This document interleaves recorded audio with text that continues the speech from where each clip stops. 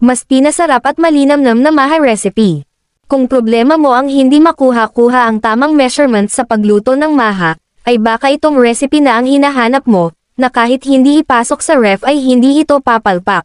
Kaya ihanda na ang mga sangkap na gagamitin, at tayo ay magsisimula na.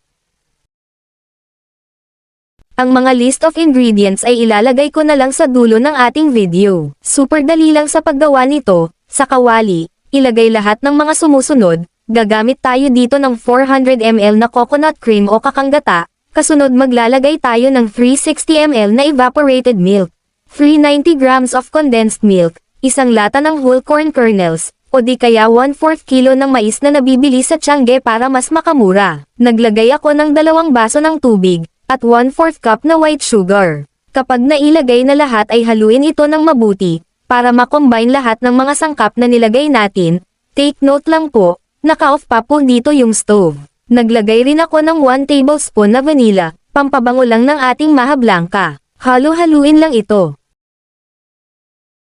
Bago pa ang lahat, ay siguraduhin nakapaglagay ka na ng kaunting mantika sa paglalagyan ng ating maha blanca.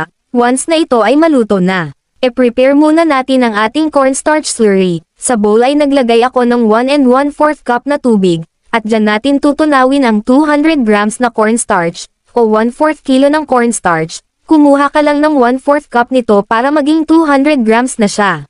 Haluin hanggang sa matunaw ang cornstarch at iset aside muna. Naka-on na dito yung stove. At this point, medyo uminit na ito ng kaunti. Haluin lang ito paminsan-minsan, at ito ay pakukuluan natin.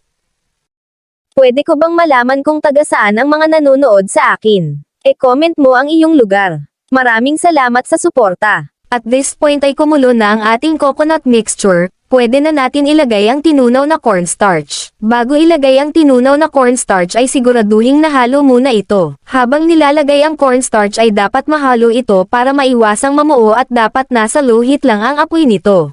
Tuloy lang sa paghalo nito hanggang sa maluto yung cornstarch. Lulutuin pa natin ito for 5 to 10 minutes sa mahinang apoy lamang. Kung gusto mo yung makulay na maha blanca ay pwede kang gumamit ng ube condensed milk instead na regular na condensed milk. After 10 minutes ay agad itong isalin sa paglalagyan, at flatten ito gamit ang spatula, to smoothen the top.